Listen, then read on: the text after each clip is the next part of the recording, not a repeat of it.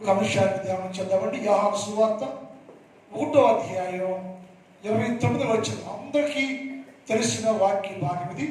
యోహాను సువార్త 1వ అధ్యాయం 29వ వచనం. మరునాడు యోహాను యేసు తన యొద్దకు రాగా చూచి, ఇదిగో లోక పాపమును మోసుకొని పోవు దేవుని గొర్రె పిల్ల అని చెప్పిన ఈ వాక్యంలో చాలా విషయాన్ని ఈ వారంతో ధ్యానం చేద్దాం. యేసుక్రీస్తు ప్రభుల వారు ఈ లోకానికి వచ్చారు, సిలువ వేయబడ్డారు, చనిపోయారు, తిరిగి లేచారు. తిరిగి లేచిన తర్వాత యేసు ప్రభుల వారు ఇద్దరు వ్యక్తులు మాట్లాడుకుంటూ ఉన్నారు. అమ్మాయి మార్గంలో వారితో కూడా కలిసి ప్రయాణం చేస్తూ ఉన్నారు. ప్రయాణం చేస్తుంటే వారు ఏం మాట్లాడుతున్నారంటే, ఎవరో ఒక ఆయన సిలువ వేయబడ్డాడు, చనిపోయాడు, 3వ దినం లేచాడంట. సమాజకు స్త్రీ వెళితే అది ఎవరు లేరట. మరి ఆయన ఎవరో, ఎలాంటి వారో అని ఇద్దరు వ్యక్తులు మార్గంలో గుండా మాట్లాడుకుంటూ వెళుతున్నారు. దేని గురించి అంటే, లోక పాపము మోసుకొని పోవు దేవుని గొర్రె పిల్ల గురించి. అది వాళ్ళకి అర్థం కావట్లా. అందుకని అట్టి పాఠంలో లోక పాపం మోసుకొని పో దేవుని గొర్రె పిల్ల ఎవరు అనేది లోకానికి తెలియలా. అందుకని ఈరోజు మొదటి భాగం ఏంటంటే, లోక పాపము మోసుకొని పోవు దేవుని గొర్రె పిల్ల కూర్చి వివరించుట. లోక పాపము మోసుకొని పోవు దేవుని గొర్రె పిల్ల గురించి వివరించుట, తెలియపరచుట. ఎవరు ఎవరికి వివరిస్తున్నారు, ఎవరి గురించి వివరిస్తున్నారు, తెలియజేస్తున్నారు అంటే, లోకంలో ప్రజలకి ఆనాటి నుంచి ఈనాటి వరకు మానవ లోకానికి సిలువ వేయబడిన యేసుక్రీస్తు ప్రభుల వారు, లేక లోక పాపము మోసుకొని పోవచ్చున్న దేవుని గొర్రె పిల్ల ఈయనే.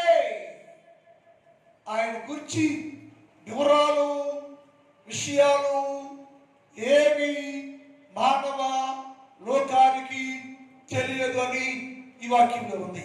అని చెప్పారు. వారితో మాట్లాడుతున్నాడు. అయ్యా, మీరు ఎవరి గురించి మాట్లాడుకుంటున్నారు అడిగితే, వారెవరు? ఆయన గురించి, లోక పాపం మోసుకొని పోవచ్చు దేవుని గొర్రె పిల్ల, అని గొప్ప త్యాగమూర్తి అని చెప్పలేక వారు సమాధానం వేరుగా ఇచ్చారు. యేసు ప్రభువు వారు వారితో మాట్లాడారు. లూకాసు వార్త 24వ అధ్యాయం 27 చదువుదాం. మోషే సమస్త ప్రవక్తలను మొదలుకొని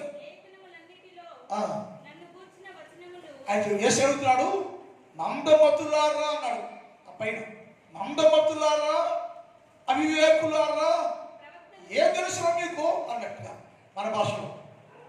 మందమతులారా, అవివేకులారా, ఎవరో లేచారు అంటున్నారు కదా, ఎవరో సిలువేయబడ్డారు అంటున్నారు కదా, ఎవరైనా తెలియదా మీకు అంటే, మీ అందరికీ లోక పాపము మోసుకొని పోవు దేవుని గొర్రె పిల్ల గురించి ఏమి తెలియదు మీకు. అయితే ఆయన గురించి వివరించారయ్యా, వివరంగా చెప్పాను కదా. ఆయన గురించి చాలా మంది ప్రవక్తలు, మోషే ధర్మశాస్త్రం, దావీదు కీర్తన మీకు తెలియపరిచింది కదా. తెలుసుకోలేదా మీరు? వినలేదా మీరు? గ్రహించలేదా మీరు అని యేసు ప్రభువుల వారు అంటున్నారు. అవివేకైన మందమతులారా, అందుకైనా మోషే చెప్పిన మాటలు, ప్రవక్త చెప్పిన మాటలు మీరు గ్రహించలేదా, వినలేదా, తెలుసుకోలేదా అని వారిని గద్దించేట్లుగా ఆ వాక్యంలో ఉందంటే, మానవ లోకానికి ఆయన సిలువేయబడ్డాడు, చనిపోయాడు, లేచాడు, సమాధి లేడు, ఆయన ఎవరు అని తెలుసు. కానీ ఆయనే లోక పాపము మోసుకొని పోవచ్చుందా దేవుని గొర్రె పిల్ల అని ఆయన గురించి వివరాలేమి తెలియదు. అయితే యేసయ్య అన్నాడు, మోషే ధర్మశాస్త్రములో ఆయన గురించి వివరించారు కదా, మోషే ధర్మశాస్త్రములో ఆయన గురించి వివరించారు కదా, చెప్పారు కదా, తెలియపరిచారు కదా. మీకు అర్థం కాలేదా? గ్రహింపు లేదా? వివరం చేయబడిందే. మోషే వివరించాడు కదయ్యా. మోషే ఏమి వివరించాడయ్యా? యేసుక్రీస్తు ప్రభుల వారి గురించి మోషే ధర్మశాస్త్ర గ్రంథములో ఏమని వివరించాడయ్యో అంటే, ఆది కాండములో చెప్పాడు, స్త్రీ నీకును స్త్రీకి వైరము కలుగుద్దని చెప్పాడు మోషే. మోషే గ్రంథములో, మోషే ధర్మశాస్త్రంలో ఏం రాశాడంటే, ఈ లోకానికి ఒక స్త్రీ కలుపులో ఒక మాట పెడతాడు, ఆమె సంతానానికి నీ సంతానానికి వైరము కలుగుతుంది కదా అని సాతానుతో దేవుడు మాట్లాడలేదా? ఎవరా కుమారుడు? ఆ స్త్రీ కప్పుటే కుమారుడు ఎవరయ్యా అంటే, నీ సంతానము స్త్రీ సంతానానికి వైరము కలుగుతుంది కదా అని మోషే ధర్మశాస్త్రంలో వివరించాడు కదా, వివరంగా చెప్పాడు కదా. తెలియదా మీకు? గ్రహించలేదా? గ్రహింపు చేయకుండానే ఎవరో శిలువ వేయబడ్డాడు అనుకుంటున్నాడు. ఆయన ఎవరయ్యా? ఆయన గురించి మోషే ధర్మశాస్త్రములో తెలియచేయబడింది. మోషే ధర్మశాస్త్రములో మోషే చెప్పాడు. తెలియదా మీకు? ఎప్పుడు నుంచి అంటే, ఎప్పుడు నుంచి చెప్పడం అంటే, ఎప్పుడు నుంచో అది ప్రకటన చేయబడి కదా, గ్రహించలేకపోతున్నారా అన్నాడు. మరొక మాట అన్నాడు, ఆది కాండం 22వ అధ్యాయం 7లో కూడా మాట రాయబడి ఉంది. చూద్దాం, అందరూ తెలుసు వాక్యం అది. ఆది కాండం 22:7. ఇస్సాకు తండ్రి అయిన అబ్రహాము తోటి, నా తండ్రి అందుకతడు ఏంటి నీ సమస్య ఏంటి? నా కుమారుడా, నీ సమస్య ఏంటి?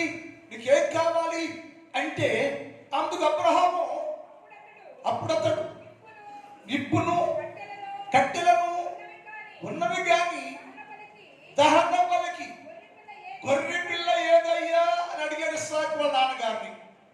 నాన్నగారు చెబుతున్నాడు, మోషే చెప్పలేదా? మోషే వివరించలేదా? మోషే ప్రకటించలేదా? ఏమని అయ్యా ఏం చెప్తాడు ఆయన?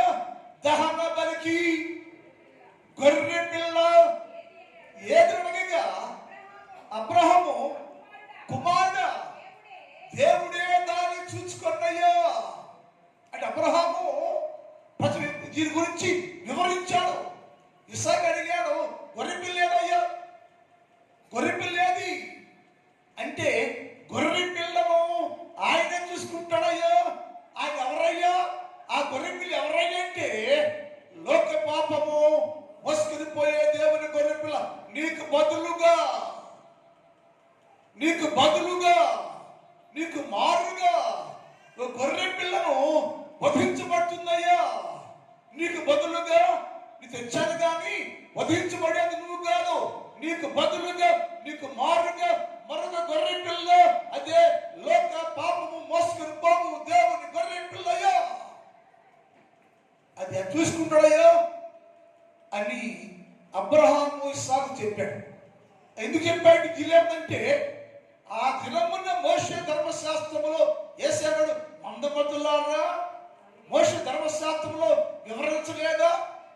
ఈ మోషే ధర్మశాస్త్రంలో యేసు ప్రభుల వారు లోక పాపం మోసుకుని పోయే దేవుని గొర్రె పిల్లని మోషే వివరించాడు కదా, తెలియపరిచాడు కదా. ఆ రోజున ఇస్సాకు దగ్గరే ఆ విషయాన్ని తెలియపరిచాడు కదా. ఇదిగో లోక పాపం మోసుకుని పోయే దేవుని గొర్రె పిల్ల నీ కోసం, నీ పక్షముగా శిలువ వేయబడుతుందో, శిలువ భరిస్తుందో, శిలువ చనిపోవటానికి ఏర్పాటు చేయబడిన దేవుడే దాన్ని నిర్ణయించాడు.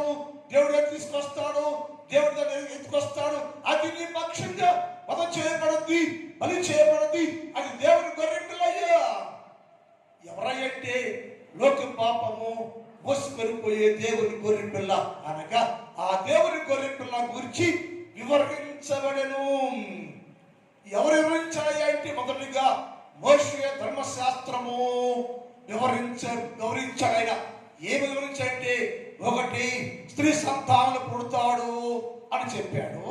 రెండు, ఆయనే పదలో ఉన్న గొర్రె పిల్లను ఆయనే ఏర్పాటు చేసుకున్నాడు. మీకోసం, నా కోసం, అందరి కోసం ఆయన గొర్రె పిల్లను ఏర్పాటు చేసుకున్నాడు అయ్యా అని వివరించి చెప్పాడు కదా మోషే. కానీ మీకేమంటే అంత వివరంగా చెప్పినా కానీ, అయ్యో వివేకులారా, మందమతులారా, మీకు తెలియదా? మోషే ధర్మశాస్త్రం ఎరగరా మీరు? మోషే ధర్మశాస్త్ర గ్రంథంలో రాయబడి వివరించి వివరంగా చెప్పబడిన మాటలు గ్రహించరా మీరు? తెలుసుకోరా? ఎవరో సిలువేయబడ్డ అంటున్నారేంటి? సిలువేయబడింది ఎవరో ఏంటి? మీ అందరి కొరకు ప్రాణం పెట్టిన వారికి తెలియదా? నేనే అని చెప్పాడు.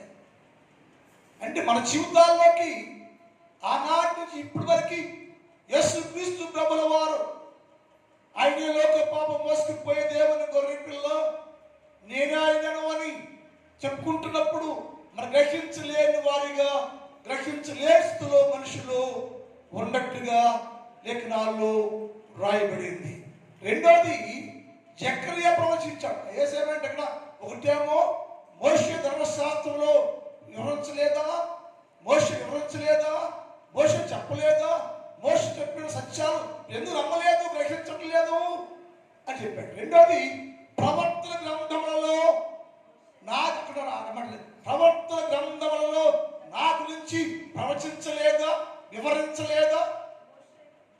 ఒకటేమో మోషే గ్రంథం, ధర్మశాస్త్రం రాస్తారు ఈ లోక పాపం మోసుకుపోయే దేవుని గొర్రె పిల్ల గురించి.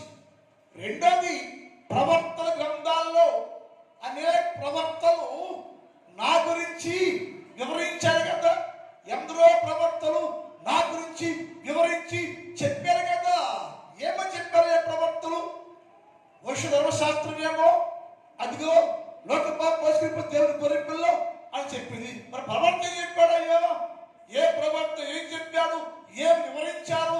వివరించి చెప్పినా కానీ సిలువేయబడింది లోక పాపం మోసుకుపోవచ్చున్న దేవుని గొర్రె పిల్ల ఈయనే అని నమ్మలేదే, తెలుసుకోలేదే, విశ్వాసం ఉంచలేదే, విశ్వాసం లేకున్నారే మందమతులారా, ఎంతకాలం గ్రహించే ఉంటారా మీరు అంటూ ప్రవక్తలు ప్రవచించారు కదా అన్నాడు. ప్రవక్తల్లో ఒకటి జకర్యా ప్రవక్త యేసుక్రీస్తు ప్రభుల వారు పుట్టక ముందే 730 సంవత్సరాల క్రితం విషయాన్ని వివరించాడు. ఒక ఆయన వస్తాడు, జన్మిస్తాడు, రాజుగా ఉంటాడు, ఆయన భరిస్తాడు, చనిపోతాడు, అందరి పాపాలు భరించేవాడిగా ఉంటాడని జకర్యా ప్రవచించాడు. జకర్యా గ్రంథం 13వ అధ్యాయం 7 చదువుదాం. జకర్యా గ్రంథం, ఖడ్గమా నా గొర్రెల కాపరి మీద పడుము. ఎక్కడంట? ఖడ్గమా, మరణమా, శ్రమ, వేదమా, నువ్వు వచ్చి నా గొర్రెల కాపరి మీద, నా గొర్రెల కాపరి మీద, నా సహకారి మీదను పడుము. ఇదే సైన్యంలో అధిపతి యెహోవాకు. ఎక్కడ పడబడ్డా? సిలువ, మరణము ఎవరిని మీదకు రాబోతుంట? ఎవరి మీదకి? గొర్రెల కాపరి. ఎవరి గొర్రెల కాపరి? లోక పాపం మోసుకుపోయి దేవుని గొర్రె పిల్లేసయ్యా. ఖడ్గమా, నా గొర్రెల కాపరి, నా కాపరి మీద పడు. అది పడగానే గొర్రెలు మొత్తం చదివిపోతాయి. అది పడగానే గొర్రెలు, మందలు మొత్తము ఎటు చదివిపోతాయి. ఆయనతో కూడా ఎవరు ఉండరు. ఎవరితోటి? ఈ లోక పాపం మోసుకుపోయే దేవుని గొర్రె పిల్లగా ఎవరు ఉండరు. మరణం వచ్చింది, ఖడ్గం వచ్చింది, శ్రమ వచ్చింది, వేదన వచ్చింది, సిలువ వచ్చి ఆయన మీద పడతా ఉంటే పడుము అని, పడుద్దని జకర్యా ప్రవచించాడు వివరంగా. లోకంలోకి గొర్రె పిల్ల రాబోతుంది. ఆయన పేరు యేసుక్రీస్తు ప్రభుల వారు. ఆయన వస్తాడు, ఆయన మీద మరణం వచ్చింది, ఖడ్గం వచ్చింది, శాపం వచ్చింది, భారం భరిస్తాడైనా, మరణిస్తాడైనా. గొర్రెల మందలు మొత్తము కింద గొర్రెలు చెదిరిపోనట్లు చిన్నవారి మీద నేను నా హస్తముంచెదను, అన్నీ వెళ్ళిపోతాయి అని జకర్యా ప్రవచించి ఎవరి గురించి అంటే వివరించాడు. ఇప్పుడు యేసు పుట్టక ముందే భూలోకానికి ఒక గొర్రె పిల్ల వచ్చింది, భూలోకానికి ఒక గొర్రె వచ్చింది, దాని పేరు గొర్రె పిల్ల, దాని పేరు యేసుక్రీస్తు ప్రభుల వారు. ఖడ్గం వచ్చి ఆ గొర్రె పిల్ల మీద పడుద్ది, ఆ గొర్రె పిల్ల అటం చేయబడుద్ది. ఆ చేస్తుంటే అందరూ గొర్రెను విడిచిపెట్టి గొర్రెలు చెదిరిపోతాయ్యో. ఒక్కడే ఉంటాడు, ఒక్కడే ఉంటాడు, ఆయన పేరు యేసుక్రీస్తు ప్రభుల వారు. ఒక్కడే ఉంటాడు, ఆయనే లోక పాపము మోసుకొని పోవచ్చున్న దేవుని గొర్రె పిల్ల అని ఆ సిలువేయబడ్డ యేసుక్రీస్తు ప్రభుల వారి గురించి ఆయన వివరించను. ఒకటి గొర్రె పిల్ల గురించి వివరించుట. ఎవరు వివరించంటే ఒకటేమో ధర్మశాస్త్రం వివరించింది, రెండేమో ప్రవక్తలు చూస్తున్నారు. ఈ ప్రవక్త అంటున్నాడు ఆయన మీద ఖడ్గం పడుదయ్యా, ఆ గొర్రెల కాపట పైన, ఆ గొర్రె పైన అనగా యేసుక్రీస్తు ప్రభుల వారి పైన ఖడ్గం పడుద్ది, మరణిస్తాడు, సిలువేయబడతాడు, చంపేయబడతాడు ఆయన తెలియదు. అదే 12వ అధ్యాయం జకర్యా గ్రంథం 12:10 కూడా చూద్దాం. జకర్యా 12:10. దావీదు సంతతి వారి మీద, యెరూషలేము నివాసుల మీద అమ్మా ఆత్మ విజ్ఞాపన చేయు ఆత్మ నేను కుమ్మరింపగా వారు తాము పొడిచిన నా మీద దృష్టి ఉంచి ఒకడు కుమారుని విషయమై దుఃఖించినట్లుగా తన జ్యేష్ఠ పుత్రి విషయమై ప్రలాపించినట్లుగా వారు నా విషయమై దుఃఖించి, ఎవరైనా ఆయన సిలివేస్తుంటే రొమ్ము కొట్టుకుంటున్నారు, సిలివేస్తుంటే ఏడుస్తూ ఉంటారు. జ్యేష్ఠ కుమారుడు మీద ఖడ్గం పడితే, శ్రమ వస్తే, బాధ వస్తే, మడ వస్తే తల్లి తండ్రి ఇలా రొమ్ము కొట్టుకుని ఏడుస్తూ ఉంటారు. అలాగే ఈ లోక పాపం మోసుకుని పోయే దేవుని గొర్రె పిల్ల పైన ఖడ్గం పడి మడ వస్తుంటే అందక్కడే ఉండి రొమ్ము కొట్టుకుంటూ ఏడుస్తూ నన్ను చూస్తూ ఉంటారయ్యా. ఆయన చూస్తూ ఉంటారు. ఆయన పేరు యేసు, ఆయన పేరు యేసు, ఆయన పేరు లోక పాపం మోసుకుని దేవుని గొర్రె పిల్ల. ఆ గొర్రె పిల్లని చూస్తూ ఉంటారు కానీ ఎవరు సేకరించేవారు లేదని వివరించబడేను. ప్రవక్తలు వివరించారయ్యా, ధర్మశాస్త్రం వివరించింది, ప్రవక్తలు వివరించారు. ఏమో చెప్పంటే ఒక ఆయనేమో ధర్మశాస్త్రం చూపించాడు, ఇదిగో లోక పాపం మోసుకుని పోయే దేవుని గొర్రె పిల్లని మోష చెప్పాడు. ఎక్కడే అన్నాడు ఒక ఖడ్గం వచ్చింది, ఖడ్గం పేరు మరణం. వచ్చినప్పుడు ఆయన పడితే అందరూ చనిపోతారు, ఎవరు ఆయన గురించి నిలిచి ఉండేవారికి ఉండరని లేఖనాల్లో రాయబడింది. దేవుని పిల్లలారా, రాత్రి కాలంలో మనకు కూడా ఎప్పటి నుంచో వివరించబడతా ఉంది. యేసు ప్రభుల వారు నీ దేవుడు, యేసు ప్రభుల వారు రక్షకుడు, యేసు ప్రభుల వారు నీ పాపాలు మోసి దేవుని గొర్రెపిల్లగా వస్తాడు. ఆయన మాత్రమే నీ పాపాలు భరించి నీ పాప శిక్ష నుంచి విడిపిస్తాడని ఎంతో కాలముగా నీకు సువార్త వివరంగా చెప్పబడింది, వివరించబడింది. అయితే విశ్వాసం ఉంచావా, నమ్మిక ఉంచావా, గ్రహించావా? ఆ లోక పాపం పోయిన గొర్రె పిల్ల యేసు ప్రభువే కదా, నా దేవుడే కదా, ఆయన గురించి పూర్వము ప్రవక్తలు వివరించారు కదా, చెప్పారు కదా. చెప్పినా సరే ఇంకా నేను యేసు ప్రభు లేకుండానే జీవిస్తున్నా.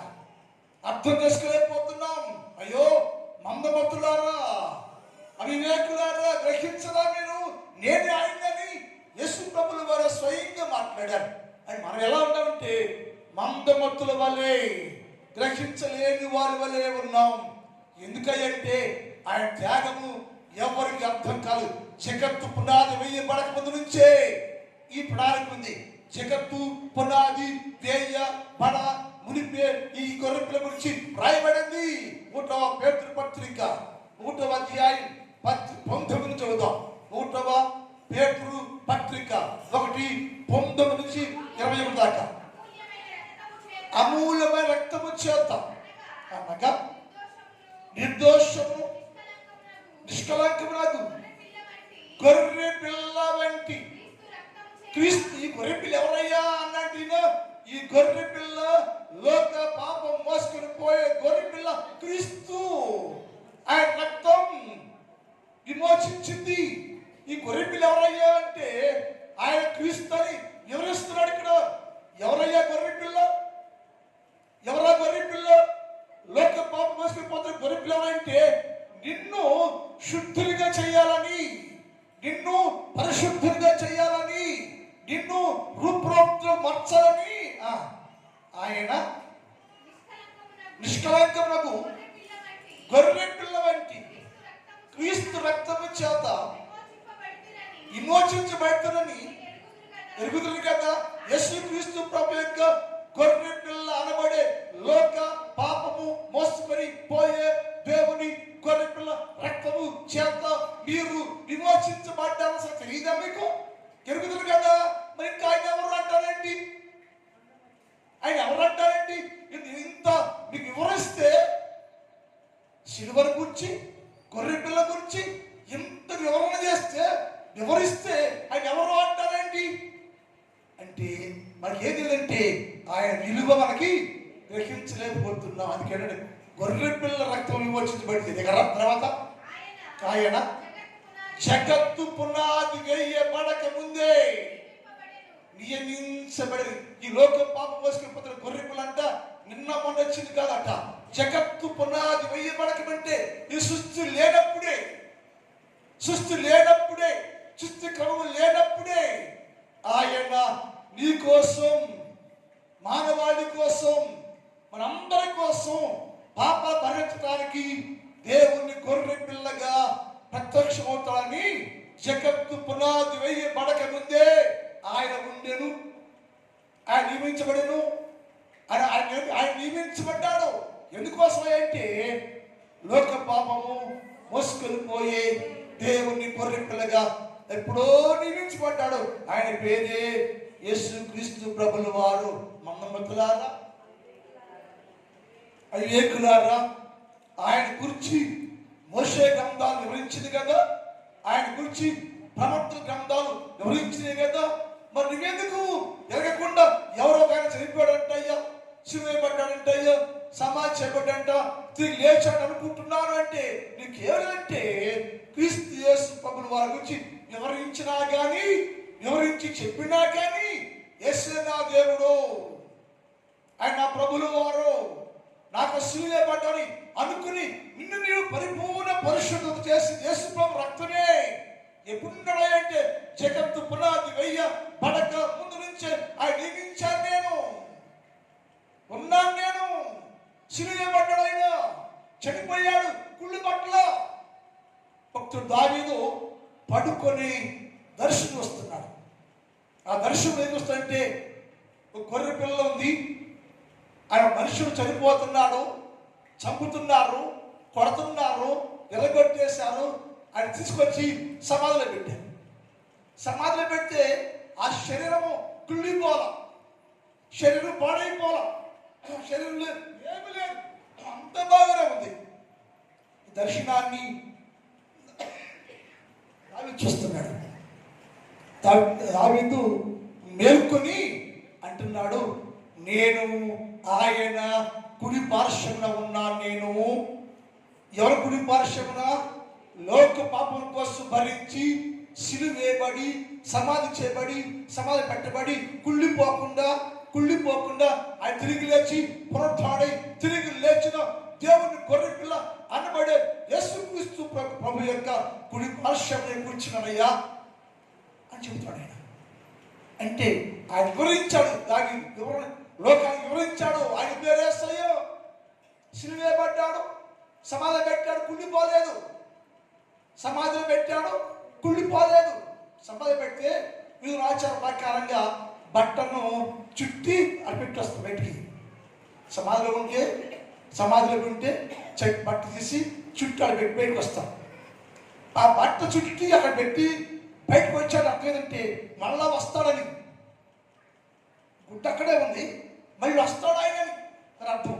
యేసు ప్రభువుల వారు చనిపోయాడు, తిరిగి లేచాడు, మళ్ళా వస్తాను నేను, వచ్చినప్పుడు మీ అందరూ తీసుకుపోతాం అని చెప్పడానికి గుర్తుగా యేసుక్రీస్తు ప్రభువుల వారు సిలువలో చనిపోవటం, యేసుక్రీస్తు ప్రభు తిరిగి లేవటం అంత భక్తుడు దావీదు చూస్తున్నాం దర్శనంలో. అని చెప్పాడు, నేను చూశాను ఈ దర్శనం. ఇదిగో లోక పాపం మోసుకుని పోయే దేవుని గొర్రె పిల్ల, ఈ గొర్రె పిల్ల విరగొట్టబడింది, నరకబడింది, చంపబడింది. దాన్ని తీసుకుపోయి సమాధిలో పెట్టారు. కానీ కుళ్ళిపోలేదయ్యో, చెరువు చిక్కిపోలేదయ్యో, కుళ్ళిపోలేదు, చిక్కిపోలేదు, కానీ సజీవంగా మృత్యుంజడి పునరుద్ధరణి తిరిగి లేచాడుగా. ఆ తిరిగి లేచే దేవుని కుడి పార్శ్వాన నేను కూర్చున్నానని ఆ దర్శనంలో ఏం చూశాడో దానిని లోకానికి వివరించను. ఇదిగో లోక పాపము మోసుకొని పోయే దేవుని గొర్రె పిల్ల. ఒకటి ఆ గొర్రె పిల్ల గురించి వివరించబడుట, ఆ గొర్రె పిల్ల గురించి వివరించబడుట. ఎవరు వివరించారంటే, ఒకటి మోషే ధర్మశాస్త్రం, 2 ప్రవక్తలు, 3 విశ్వాసులు, 4 అపోస్తలులు వివరించి చేసి చెప్పిన మాట వింటే ఆ గొర్రె పిల్ల యేసుక్రీస్తు ప్రభువయ్య నమ్మండి అని చెప్పాడు. ప్రార్థన టైం అయిపోయింది. మిగిలిన భాగాన్ని రేపటి ధ్యానం చేద్దాం. మా తండ్రి, నీ పాదములకు వందనాలు. భక్తుడు యోహానయ్య యేసు ప్రభు వారిని చూసి ఇదిగో లోక పాపము మోసుకొని పోయే దేవుని గొర్రె పిల్ల అన్నాడయ్యా. ఆ గొర్రె పిల్ల ఎవరు? లోకానికి అర్థమే కాకపోతే, తెలియలేకపోతే, ఈయన యేసు ప్రభుల వారు, ఈయన నా దేవుడిని గ్రహించలేకపోతే, యేసయ్య మీరు చెప్పారు, మందమతులారా, అవివేకులారా, ఎందుకు గ్రహించలేవయ్యో? నా గురించి ప్రవక్తల గ్రంథాలు రాయబడింది కదా, నా గురించి మోషే ధర్మశాస్త్రంలో రాయబడింది కదా, నా గురించి దావీదు భయపడ్డాడు కదా, ఎందుకు నమ్మలేకపోయారు? వివరించినా సరే, వివరించి చెప్పినా సరే, నేనే దేవుడను, నేనే సిలువబడ్డ యేసుక్రీస్తు ప్రభువును, నేనే లోక పాపము మోసుకొని పోవు దేవుని గొర్రెపిల్ల లేదని ఎందుకు గ్రహించలేకపోయారని చెప్పారు తండ్రి. నిజమే ప్రభువా, మేము కొడుక సంపూర్ణంగా మిమ్మల్ని ఎరిగి జీవించట్లేదంటే, నమ్మలేదంటే, రక్షణ పొందలేదంటే మా జీవితంలో మేము కూడా ఇంకా మందమతులుగా ఉన్నామేమో గ్రహించుకొని ఇప్పుడే మీరు విశ్వాసం చే భాగ్యము దయచేయండి. రాత్రి కాలంలో ఈ స్థలంలో మోకరించిన ప్రతి బిడ్డను దర్శించండి, దీవించండి, ఆశీర్వదించండి. నా సంఘాన్ని దీవించండి, సంఘ ప్రతి కుటుంబాన్ని దీవించండి, ఆశీర్వదించండి, బలపరిచి దీవికలు మార్చండి.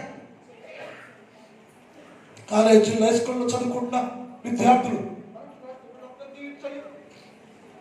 పరీక్షలు తోడుగా ఉండండి, విజయాన్ని ఇవ్వండి, జయాన్ని ఇవ్వండి, మహిమ పొందుకోమని యేసు వారి పరిశుద్ధ నామములో ప్రార్థిస్తున్నాం తండ్రి.